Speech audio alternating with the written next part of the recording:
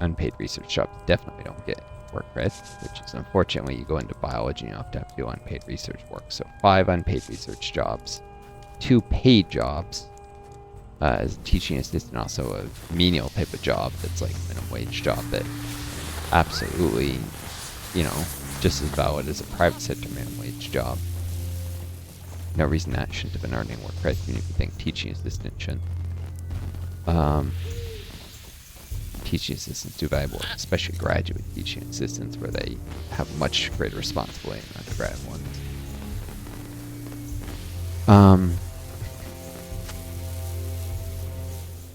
As happens, effectively I got paid nothing for that because the money I got paid, is graduate teaching assistants get paid money and get money off tuition. I just put into borrowing less than student loans, and all the student loans, are probably going to be forgiven total permanent disability. So in the end, I really got paid absolutely nothing. The teaching assistant didn't even get SSDI work credits that would have stopped me from, if I get Social Security, being in this tight of financial situation.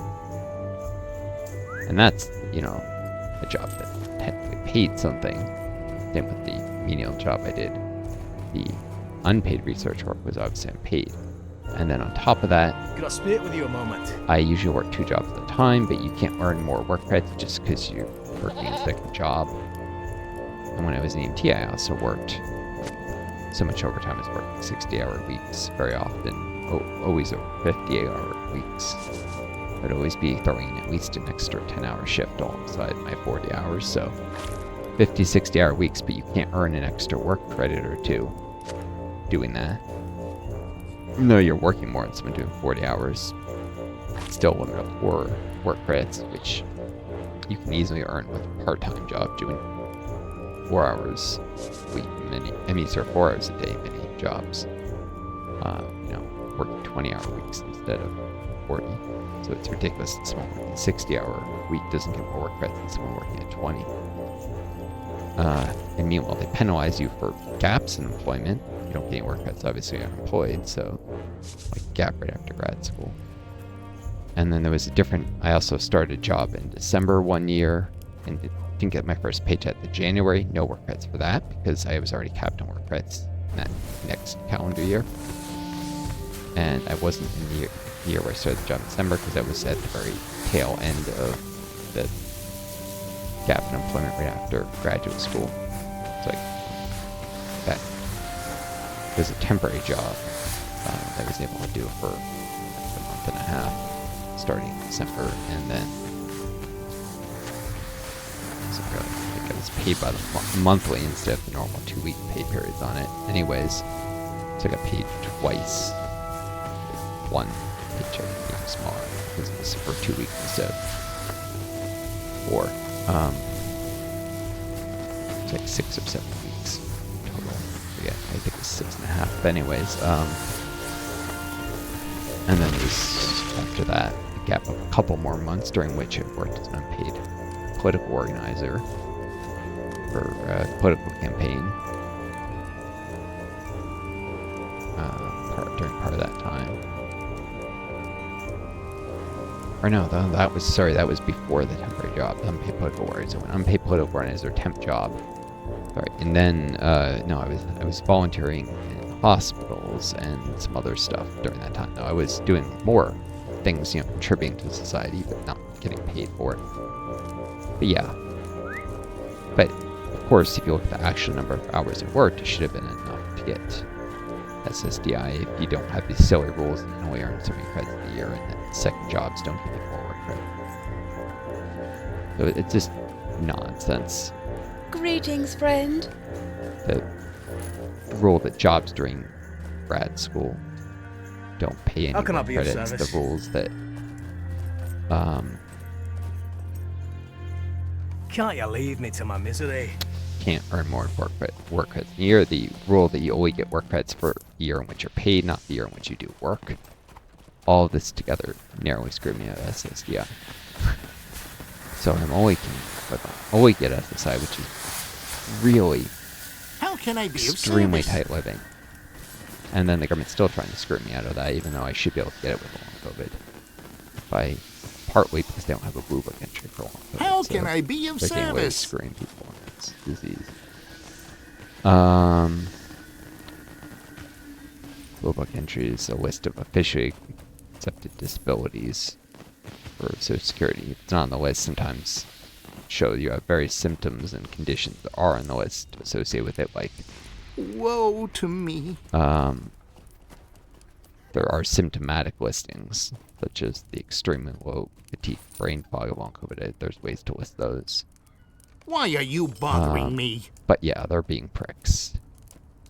So, if we just had UBI in the country, I wouldn't have to, instead of SSI, I wouldn't have to deal with any of this nonsense. And we could not have homeless people in the country. No one ever have to worry about being homeless. We said just enough to keep people off the streets, at least. Would you do When something someone's for homeless, me? they end up costing the system more money than putting a roof over their head would cost until the person eventually It's a dies. sorry day. So unless you think it's okay to kill off people you consider undesirable, you're losing money until that happens, until someone dies, because homelessness usually does eventually lead to death, early death. Greetings, friend. We have a murderous system that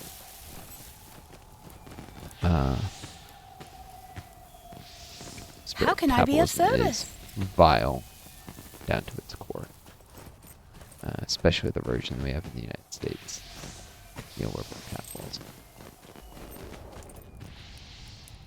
It It's a does sorry not day. pay workers the value they produce, and then when they hit on hard times, it can cause people to end up dead who wouldn't have if they've been paid the value they produce. But it's not just that; it's also the way billionaires, to maximize their profits, What can I do will buy for you? politicians, will fight wars, and then have those politicians fight unnecessary wars, which kills people, of course. Cut welfare systems, which kills people, of course. And feed racism and stuff, which leads to hate crimes, which kills people, in order to get people to not focus on the real enemies, which aren't immigrants or racial minorities. It's the rich, the billionaires, the ultra-rich, the billionaires, 100 millionaires. They're the people who are really making people's lives suck. The very wealthy trust fund babies, bankers, CEOs type,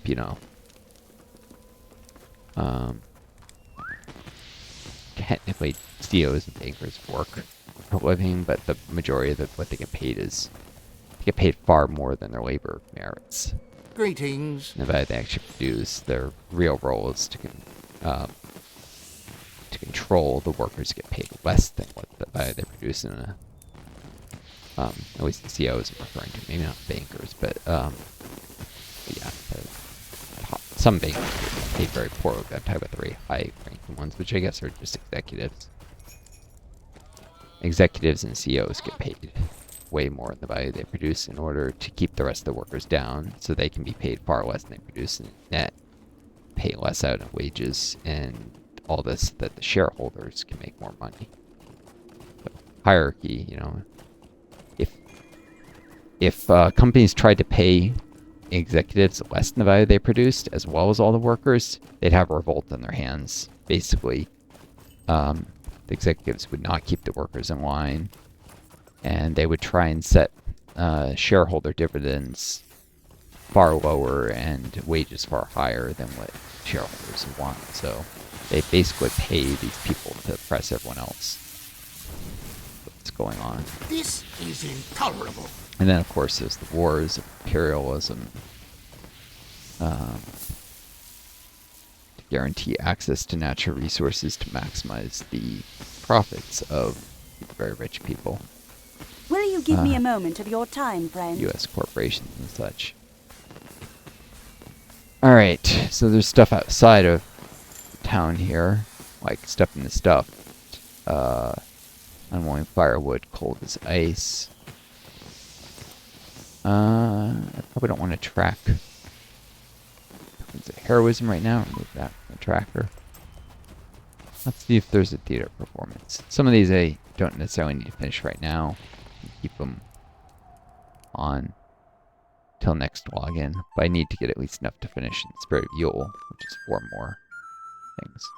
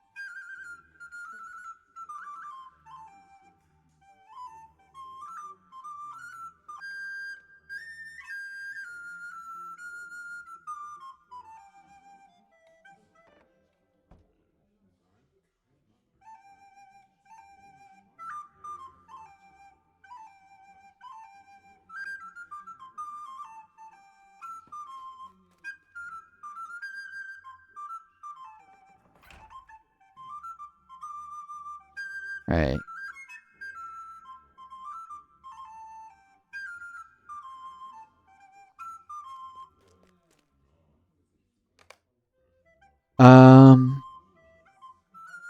Checking messages.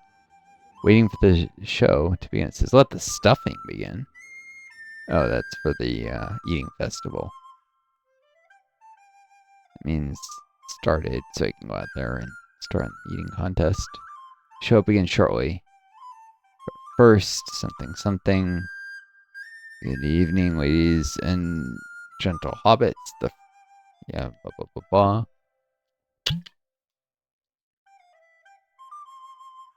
An evening of fine dining entertainment, except there's no food that they actually sell here in the theater, except for rotten fruit. They could. They could sell, like, rations for role player. How about some actual, like, things that give real buffs? I know that might sideline cooks a little, but I could sell it at high enough prices to guarantee the cook's a decent price. It's just silly that all food has to be made by players except for some rations, which are only mostly useless except for a little bit of out of combat morale and power gen that you basically never need. I think dwarves regenerate morale slower outside of combat. I'm not sure. A high level dwarf might need rations on occasion, but that's like it. For the most part, rations are useless. So, and you can get food that provides buffs from quests and such. They really should just give it out as have vendors sell it and find more useful things for cooks than just making food. Like, how about making soap? It's just something that cooks historically were involved in soap making process, partly in creation of tallow that could make soap an item, and it could provide some buff. Or how about they involve them in the leather making process? Give them a step alongside foresters. Maybe create some optional ingredient for foresters. I don't know. Or I don't know. I don't really think cooking should have been one of the professions they added to the game. They just wanted to have a large list. And it's one that I think operates mostly off of ingredients you buy from suppliers, or entirely. It might even just be a spend time, make money, and people try and bought it because the profit rate is very, very low. I think some cooking things have inputs that you have to harvest, but most don't. Pretty sure. Supplier only stuff. Or farmer stuff sometimes. Some foods definitely require farmer inputs, I remember that. They could just merge cook and farmer, make it a more useful profession all in all. Sure, that will make auction trades of some of the ingredients, and that might create less of a money sink in the game. Whatever. There's certain fixed cost money sinks that would just make it easier for players to, say, pay the upkeep on housing. They could always increase the size of the real one, but honestly, I'm all for making the game easier to do basic stuff like that. Well, paying housing upkeep is already trivial past the very beginning. Does it stop me from trying to get the lowest price house in Bree because it can add up a tiny bit, but in the past.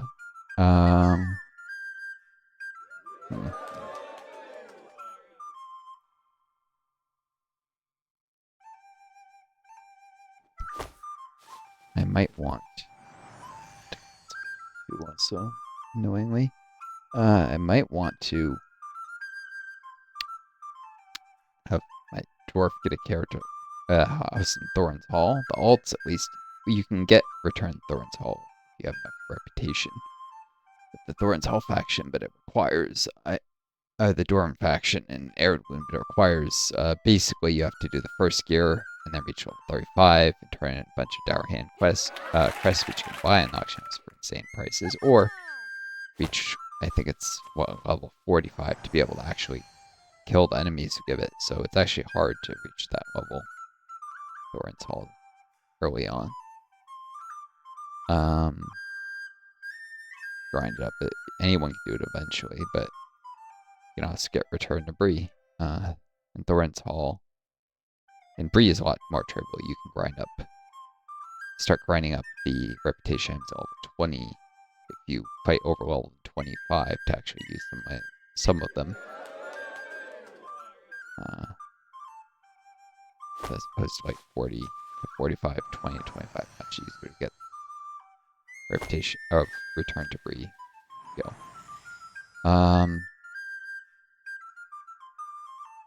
Bree homesteads are part of the way to Lone Winds, of course. But